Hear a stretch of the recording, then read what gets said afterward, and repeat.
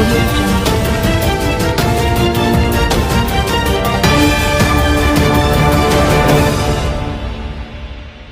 नमस्कार। आज विश्व हृदय दिवस है और पूरी दुनिया आज के समय में हृदय रोग से सबसे ज़्यादा पीड़ित है। यानी मरने वालों की संख्या अगर दुनिया भर में देखी जाए तो सबसे ज़्यादा है। एक ज़माने में बड़े लोगों की या बड़ी उम्र वाले लोगों की बीमारी माने जाने वाली रोग अब बहुत छोटे लेवल के यानी बच्चों तक ये पहुँच चुकी है। ऐसे में बहुत ज़रूरी हो गया है कि विश्व हृदय दिवस के अवसर पर हम ऐसी चीज़ों को समझें कि आम जन में उसे जागरूकता के तौर पर आए, खान पान, व्यायाम या दिनचर्या में उसको कैसे शामिल करके उससे बचा जा सकता है या तुरंत आने की स्थिति में इसको कैसे निपट सकते हैं। इसके अलावा हम अशोकनगर के लोगों के लिए बड़ा सौभाग्य का विषय है कि अशोकनगर में एक डॉक्टर हैं जिन्हें दिलों का डॉक्टर कहा जाता है, लोग उनको लाइफलाइन भी कहते हैं। तो डॉक्टर डी के जैन साहब से ही हम आज पूरी जानते हैं इस हृदय रोग विशेष दिवस पर। तो डॉक्टर साहब, पहले तो आपको बहुत सारी बधाई और शुभकामनाएं वर्ल्ड हार्ट डे की। वर्ल्ड हार्ट डे की आप सभी को भी बहुत बहुत शुभकामनाएं। और मैं ये कहना चाहूँगा कि पुराने ज़माने में ज़्यादातर मृत्यु जो होती थी वो इन्फेक्शस डिसीज़ से होती थी और आज के ज़माने में मृत्यु अधिकतर हार्ट या हार्ट से संबंधित बीमारियों के कारण होती है। इसका मुख्य कारण एक तो जीवनचर्या काफ़ी बदल चुकी है।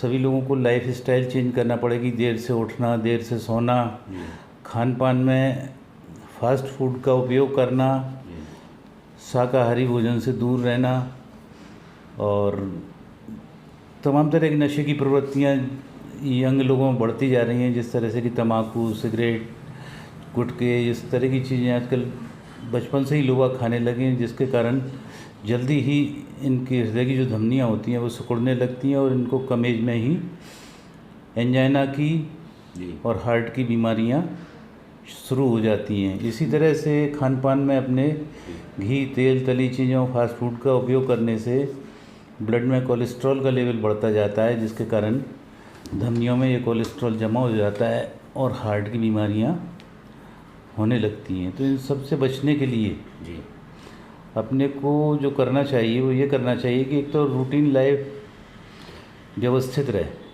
टाइम से उठना, टाइम से खाना, टाइम से सोना और फिजूल का स्ट्रेस नहीं लेना चाहिए। चलिए डॉक्टर साहब, एक चीज़ बताएं, जब 40 वर्ष पहले आपने ये शुरुआत की थी, आप तो उसी समय से जो है दिल के डॉक्टर हैं, तो उस समय से और आज की स्थितियों में जो बदली परिस्थितियाँ हैं, तो आप तो लगातार लोगों को देख रहे हैं, तो क्या परिस्थितियाँ बदली हुई समझ में आ रही हैं? पुराने ज़माने में अशोकनगर में 40 साल पहले तो ECG मशीन तक नहीं हुआ करती थी जी। और मैं समझता हूँ कि महीने में 1 या 2 हार्ट अटैक के पेशेंट आते थे जिनको के बाहर रेफर किया था, भेजना पड़ता था जी। और छोटा मोटा अटैक रहता था तो उनको अपन यही मैनेज करते थे, लेकिन ECG कराने के लिए भी उनको बाहर गुना भेजना पड़ता था। लेकिन आज परिस्थितियाँ बिल्कुल बदल गई हैं।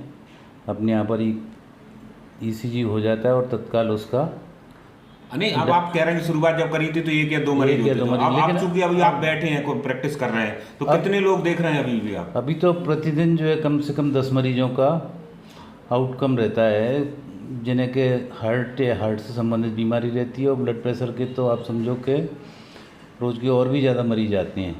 मेरे पास ही OPD में कम से कम 10 मरीज हार्ट के और 10 मरीज ब्लड प्रेशर के रहते हैं। नहीं, आपने अशोकनगर जिला चिकित्सालय में भी काम किया, फिर इसके बाद आप लोगों की सेवा में हैं, तो एक एवरेज अगर हम इस छोटे से शहर के हिसाब से देखें तो लगभग कितने हार्ट पेशेंट आपने देख लिए होंगे अब तक जो है?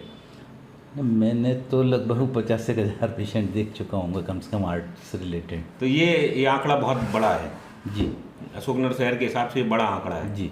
तो डॉक्टर साहब, अब इसके पीछे चूँकि आपने बताया कि खान पान और दूसरी चीज़ें हैं, एक CPR जो पद्धति है उसको लेकर बड़ी चर्चा है आज के समय में, तो एक तो बेसिक चीज़ है क्या और क्या इसके जागरूकता करके थोड़ी बहुत गुंजाइश है, बचाई जा सकती है लोगों की ज़िंदगी?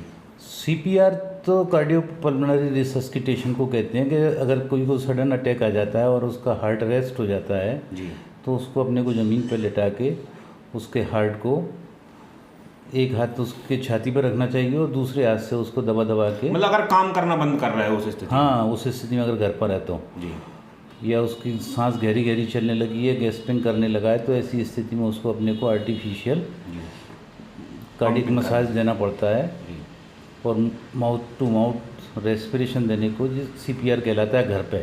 बाकी हॉस्पिटल में ले जाके तो फिर उसको एंडोट्रेकियल ट्यूब डाल के और वेंटिलेटर लगाना पड़ता है और इलेक्ट्रिक उसको करंट दे के रिवाइव करते हैं। जी।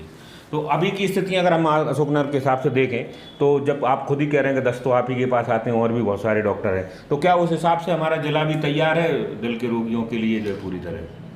दिल की बीमारियां अपने ज़िले में भी इतनी अधिक बढ़ चुकी हैं कि अगर यहाँ पर एक अच्छा कार्डियक सेंटर भी खोला जाए तो उसमें मरीजों की संख्या कम नहीं रहेगी और अच्छी तरह से रन कर सकता है। और बल्कि जिला चिकित्सालय में एक इको की मशीन और एंजियोग्राफी की सुविधा होना मैं समझता हूँ कि अब ज़रूरी हो गया है। तो आपको लगता है कि अगर ये सब चीज़ें आएँ तो हमारी जो अभी रेफर की जो स्थितियाँ हैं वो कम कर सकते हैं, यहाँ पर लोगों को जो है प्राइमरी कम कर सकते हैं, देख सकते हैं? अगर अपने यहाँ पर एंजियोग्राफी की और इको की सुविधाएं अगर हो जाती हैं जी। तो डेफिनेटली अपने को बाहर भेजने, जिन मरीजों को अपन बाहर भेजते हैं उच्च उपचार के लिए, उन्हें भेजना नहीं पड़ेगा, केवल बाईपास सर्जरी के लिए ही भेजना पड़ेगा। तो डॉक्टर साहब, अब चूंकि आज को लेकर कहा जाता है, आज इसलिए लोग दुनिया भर में ये दिन मना रहे हैं कि ताकि इस रोग से या हृदय के रोग से बड़ी परेशानियां उन पर जागरूकता की जा सके या लोगों को समझाया जा सके। तो आपके हिसाब से अगर देखा जाए तो कितने परसेंटेज मरीज जो हैं उनकी गुंजाइश रिकवरी की रहती है, बचा लिए जाती हैं? इसमें वैसे तो 1 या 2% ही मॉर्टिलिटी रेट रहती है जी, जिनकी मृत्यु हो जाती है। बाकी 95 से 98% तक पेशेंट तो इनमें अपन बचा लेते हैं। तो वो क्या कारण होते हैं जिसके कारण मतलब हम मरीजों को खो रहे हैं?